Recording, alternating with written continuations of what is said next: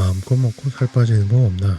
모든 다이어터들의 궁극적인 생각입니다. 근데 이걸 실현할 것 같은 약이 나왔습니다. 시작은 한 트위터 이용자가 머스크에게 질문하는 것으로 시작을 합니다. What's your secret? You look awesome, fit, ripped, and healthy. Lifting weights, eating healthy. fasting, and Wegovy. 뿐만 아니라 여러 북미권 셀럽들의 살이 빠진 인증샷이 올라옵니다. 사람들은 어떻게 체중을 조절했나 궁금했죠. 답은 세마글루타이드, 바로 위고비입니다. 그럼 천재사업가로 알려진 머스크는 왜 위고비를 선택했을까요? 최근 다이어트의 트렌드는 혈당관리입니다. 단 당뇨 환자만 혈당관리를 하는 게 아니고 살을 뺄 때도 혈당을 관리를 해야 비교적 쉽게 감량을 할 수 있기 때문인데요. 위고비는 GLP-1 수용체에 작용하여서 혈당 조절에 도움이 되는 성분으로 원래는 당뇨병 치료제로 시작했던 프로젝트인데 체중 감량에도 효과가 있어서 비만 치료제로 사용하게 된 약입니다. 위고비를 이해하려면 먼저 GLP-1이 뭔지를 알아야 되는데요. 1930년대 학자들이 아주 재미난 사실을 발견을 합니다. 동일한 양의 포도당을 경구 투입, 즉 먹는 방법이죠. 이것과 정맥 주사로 나누어서 비교 투여를 해보는데요. 주사보다 먹는 방법을 통하면 혈당 감소가 더 크다, 이런 걸 발견을 했어요. 똑같은 양이 들어가는데 어떻게 결과값이 다르냐, 이거죠. 당시에는 소화시키는 호르몬 중에 뭔가가 원인일 것이다, 이렇게 생각을 하고 이런 작용을 할 거라 예상되는 물질을 그냥 인크레틴이라고 명명을 하고 넘어갑니다. 여기 글루카곤이 있습니다. 얘는 혈당을 올리는 역할을 하죠. 여기 프로글루카곤이 있습니다. 얘는 글루카곤의 전구체죠. 즉 전 단계를 말합니다. 과학자들은 1980년대에 이르러서야 프로글루카곤을 분해를 하다가 아까 이야기한 인크레틴 특성을 지닌 호르몬을 발견을 하게 되는데 요걸 이름을 어떻게 지을까 고민을 합니다. 앞으로 다시 돌아가서 여기 글루카곤이 있습니다. 얘는 혈당을 올리는 역할을 하죠. 여기 프로글루카곤이 있습니다. 얘는 글루카곤의 전구체죠. 즉 전 단계를 말합니다. 프로글루카곤에서 찾았지만 글루카곤은 아니라서 글루카곤 라이크 펩타이드, 즉 글루카곤과 비슷한 아미노산 덩어리, 줄여서 GLP라고 부르게 됩니다. 이건 GLP-1과 2가 있어요. GLP-1은 주로 인슐린 분비를 촉진을 시키고 글루카곤 분비를 억제를 해서 식욕을 감소시키고 혈당을 내리는 역할들을 합니다. 기존에 있던 당뇨약은 혈당을 내리는 데만 초점이 되어 있어요. 근데 얘는 막무가내로 혈당을 내리는 게 아니고 높은 혈당에만 반응을 해서 인슐린 분비를 촉진을 시키는 겁니다. 다짜고짜 혈당을 내리면 혈당 쇼크가 올 수 있으니까 좀 위험하죠. 그럴 위험 요소가 없다는 것이 요 성분의 특징입니다. 당뇨약으로서 너무 큰 장점이죠. 여기까지 들으시면 야, 이거 당뇨약으로 딱이네 했죠. 그런데 얘한테도 치명적인 단점이 있었는데 그건 바로 DDP4라는 효소에 의해서 5분 이내로 불활성화되는 특징이 있어요.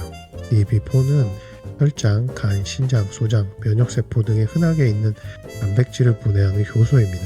그러니까 이 효소 때문에 뭔가 하기도 전에 시동이 꺼진다는 말입니다. 그래서 많은 과학자들이 이 DDP4 효소를 막는 약을 개발을 하는데요. 우리나라에서도 드시는 당뇨약의 대부분이 이 DDP4를 억제하는 약물입니다.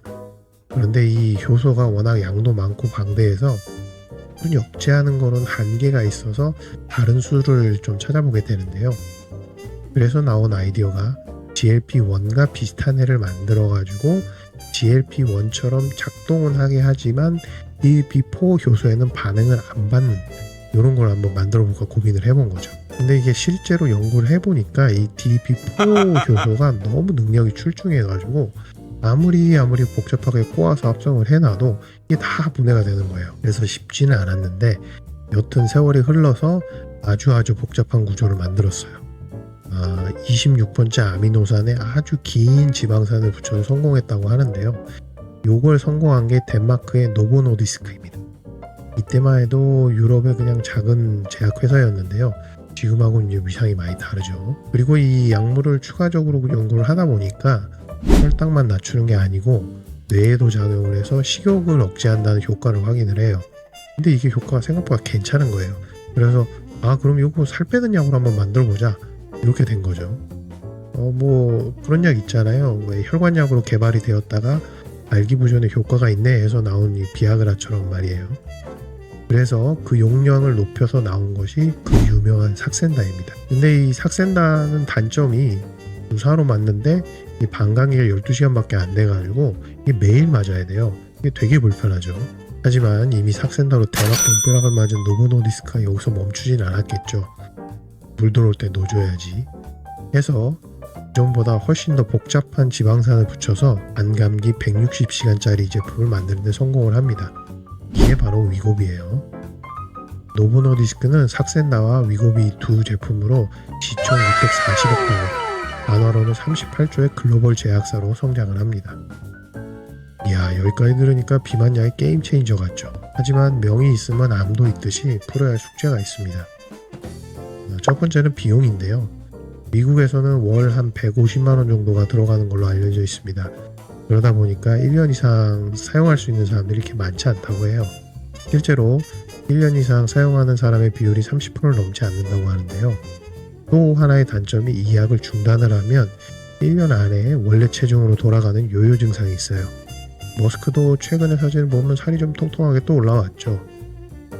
두 번째는 갑상선에는 GLP-1 수용체가 많은데 이것으로 인해서 갑상선 기능 항진증이 발생할 수가 있어요. 네 번째는 도파민 항진증인데요. 그러니까 뇌작용에서 식욕을 억제한다고 그랬잖아요. 근데 이 약은 도파민도 항진을 시킵니다. 사실 필로폰이나 코카인도 도파민을 극단적으로 항진을 시키는데 뭐 위고비와 비교하는 건 약간 말이 안 되지만 그래도 약물로서 살 빼기의 최고봉은 사실 마약입니다.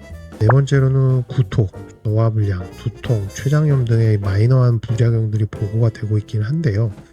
사실 어떤 부작용이 또 생길지 아직 출시된 지 얼마 안 됐기 때문에 알 수가 없습니다. 얼마 전 하버드 연구팀이 실명을 유발할 수 있다고 해서 연구 논문을 발표한 적도 있었는데요. 갑자기 예전에 바람을 유발하는 걸로 알려져서 2012년에 FDA 승인 다 받고도 2020년에 퇴출됐던 로카세린이라는 비만 치료제가 생각이 납니다. 여튼 일론 머스크가 선택한 위고비는 1년 이내에 평균적으로 15%의 체중 감량을 시키는 정말 엄청난 약인 것은 틀림이 없습니다. 일주일에 한 번만 주사를 해도 되니까 너무 편하고요. 음식도 특별히 신경 쓰지 않고요. 우리나라에서는 2023년 식약처 허가를 신청을 했는데 아직까지 출시 소식은 없습니다. 그만큼 많이 팔려서 물량 공급이 좀 어렵다고 합니다. 앞으로 우리나라 비만 시장이 어떤 활약을 할지 비추가 주목이 됩니다.